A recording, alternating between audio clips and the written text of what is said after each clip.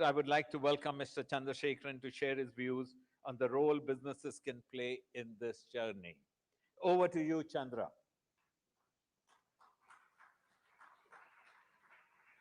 Greetings to all of you. I'm thankful to FICCI and Sanjeev Mehta for giving me this opportunity to share a few thoughts with you today. The theme of this convention is inclusive and sustainable growth, as India, in its 75th year of independence, looks toward the future and what it wants to accomplish by the time it turns 100 in 2047. This is a crucial decade for India to shape its own future and even beyond, to chart a path for other developing countries in a global context that has been transformed by the pandemic, conflict, and the generational fight against the climate change. The big question is, how do we spread the gains of the future to everyone, to informal workers, agricultural laborers, and women who want to participate in our workforce? It is our responsibility to shape the best path that will ensure a future India that at 100 years of independence can be $25 to $30 trillion in size. But more importantly, in one where our nurses, farmers, teachers, and truck drivers all have the opportunity of having a good job and a stability that other people enjoy. Let me begin with where we are today, which is our starting point. India's progress over the past decade has been quite remarkable. The economy's position has gone from the 10th largest economy to the 5th largest.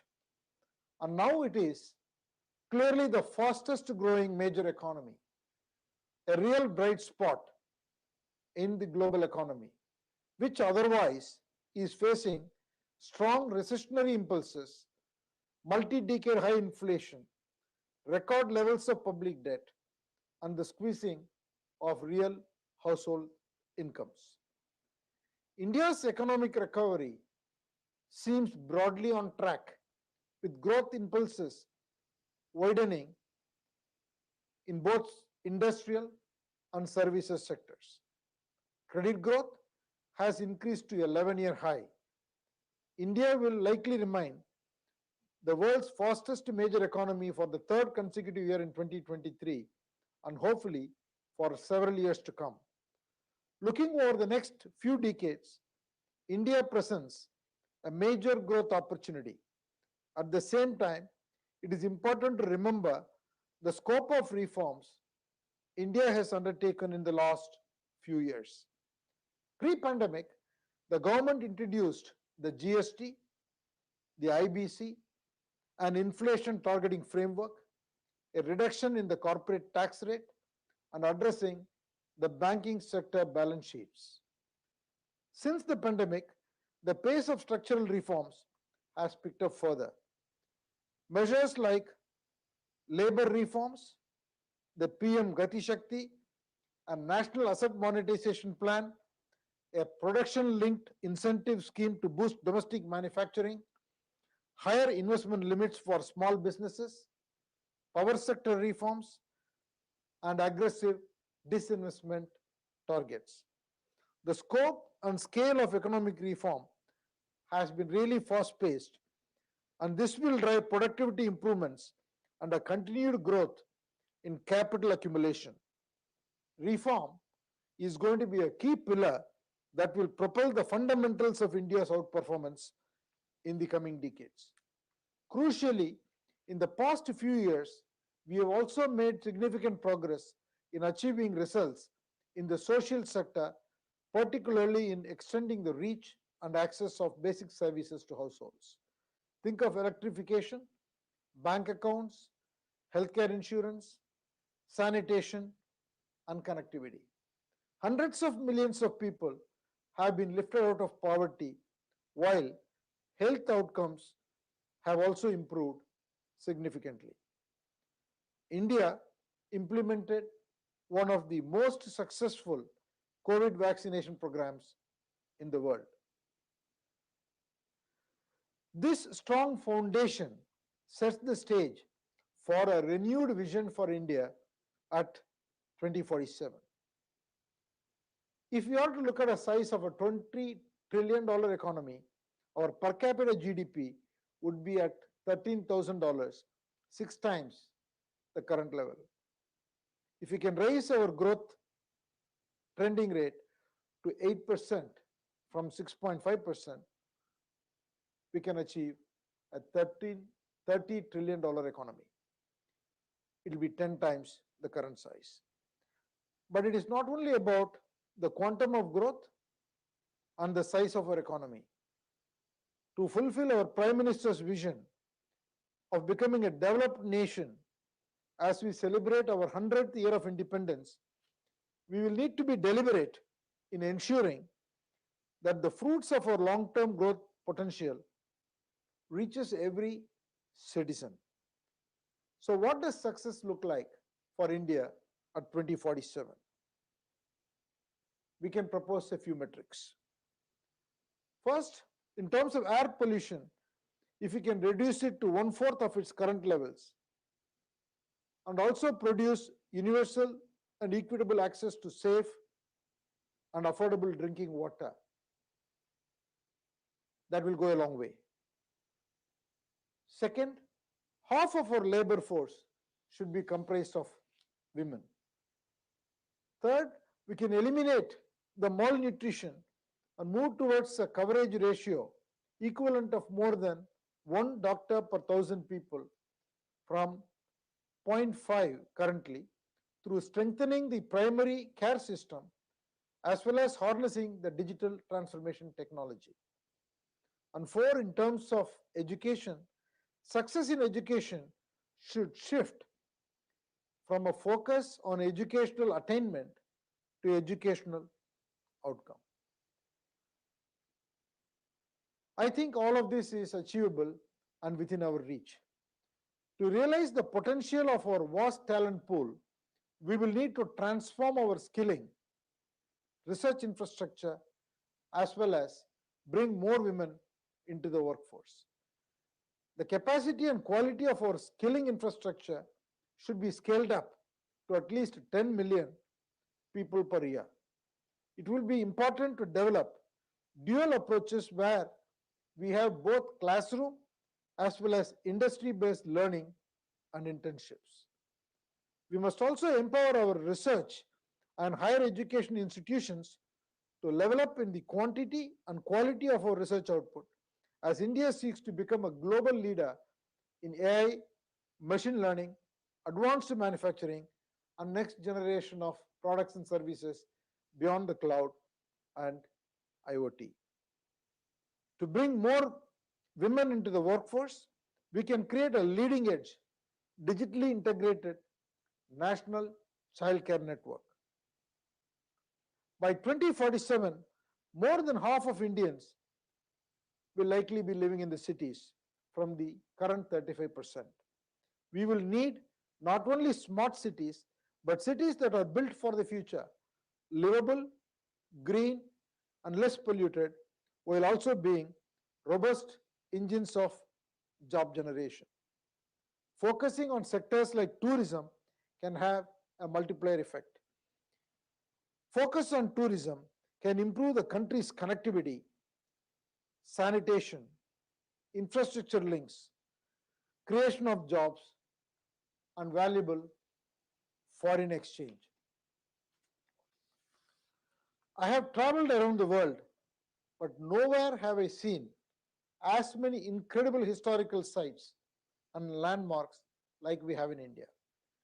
Upgrading our facilities and infrastructure, training the informal workers in the sector, and using digital to deliver a seamless customer experience can dramatically transform India's tourism industry. It is a tremendous opportunity that is ripe for takeoff. Then coming to healthcare, our goal should be to ensure universal, affordable healthcare access through a strong focus on primary healthcare. We can move towards a coverage ratio equivalent of more than 1 doctor per 1,000 people by harnessing the digital transformation strategies using our existing medical resources.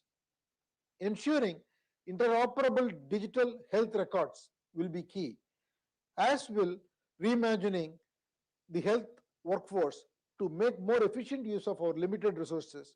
For instance, through the introduction of new cadres of health workers outside of doctors and nurses.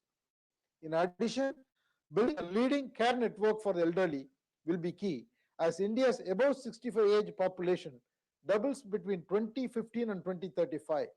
From being the diabetes and cancer capital of the world, India can become a champion of preventive and digital healthcare delivery and set a benchmark in the world. We can also deepen and broaden the structure of our private sector. Beyond large conglomerates and high-tech startups, we can extend support to the growth of small and medium businesses throughout the country. From around 12% employment in small and medium businesses currently, we should be targeting a level of 35 to 45% by 2047 at par with the developed nations as a benchmark. I believe such a vision is very much achievable by 2047. Firstly, because of the uniqueness of the present moment. Second, because of the massive potential of technology to address many of our most persistent developmental challenges and the unbelievable rate at which India has been adopting digital technologies, both in the private and public sector. We have the right human capital, we have the scale, we just need to make the right investments and focus on specific areas to achieve these results. In addition, the major pandemic themes, especially accelerated digital adoption, the rebalancing of the global supply chains, and the environmental sustainability or energy transition reinforce India's fundamental growth potential. From work to health to education to shopping, for 3 years and more now, the internet has penetrated ever further into our daily lives. Advances in AI, cloud computing, and data technology have raced forward. Proprietary AI and big data are already separating top-tier businesses from the rest. Soon, all businesses will become data and AI businesses. No sector can escape the data revolution. For some, new technologies upending industries and replacing jobs is a concern, but for India, it is a uniquely placed wave that will lead India into the future. Our tech strength means we are well placed to continue reimagining our national blueprint using digital. If we use technology in the right way and put our people first, it can fix the structural problems that have held us back for several decades. The digital opportunity is especially enticing given the second mega trend, that is the global rebalancing of the supply chain. As global supply chains shift, there is a real opportunity to create an India plus based supply chain, as nearly every sector is on the precipice of dramatic disruption, from energy and automobiles to pharmaceuticals to medical devices. Now manufacturing methods combined with new supply routes are a chance to claim a more central position in the new economy globally. It is a massive opportunity for India to fill the void in the global supply chains in the coming decades. The third, in the coming years, the pressure to accelerate the shift towards sustainable technologies will increase for both businesses and governments. This pressure is also an opportunity, particularly for India. We already have the cheapest solar prices and some of the best firms in the world driving our energy transition. And it is not just renewable energy. India can also lead in electric vehicles, storage batteries, water efficiency, as well as in designing circular economy solutions. Given where India is in our economic developmental curve, this is also a great opportunity for the country to create jobs through building a green economy, whether through solar installation, microgrids, sustainable cooling, or better waste management. I started this speech with the assertion that India's future is incredibly exciting. And now I would like to finish the same way. The decades ahead holds a lot of promise. Throughout the country, many of us, businesses and individuals alike, are already grasping the opportunities of a changing world. Many Indians are more than ready for the future, and they are creating the future, in fact. And I am so excited to see how the next decade will unfold. Thank you for listening.